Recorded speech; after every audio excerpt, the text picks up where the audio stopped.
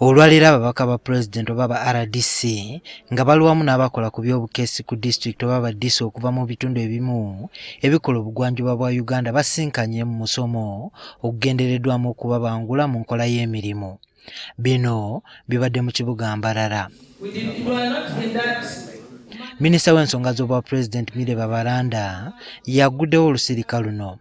Ono abulidde abantu bano nti waliwo bannaabwe abagufudde omuze okwagala okumuwa ekyojja mumiro kyokka nga tamanyi lwaki bazimuwa ate nga bazimuweereza na ku ssimu ye. There is a habit of these RDCs sending money on my phone,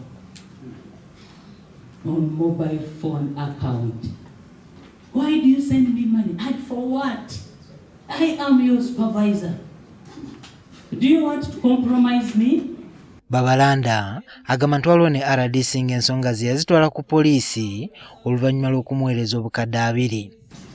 So it was too much and I had to hand over that matter to Akawungeezi, to police for further management. Akawungeezi met with that person.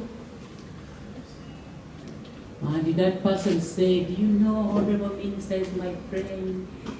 Being your friend does not mean giving me money. Kyokka tayogedde kiki ekigendererwa mu kumuweereza ssente zino era nga tayagadde kulambulula kusuka ku ebyo by'ayogedde. Ono ekimubobbya omutwe kwe kubanga abantu abagezaako okukikola abasinga n'okufuna omusaala. Who earns better salary? You the RDC and your supervisor. Why do you send me money? It is a shame, comrades, and it is a bad habit. It looks as if you are trying to compromise me. I'm not interested in those whatever you are doing, kickbacks and what. Babalanda alowooza nti omulimu gwe gwa kulondola ba RDC bano nga n'olwekyo tebalina kwekkiriranya na kutuuka kwagala kumuggulirira.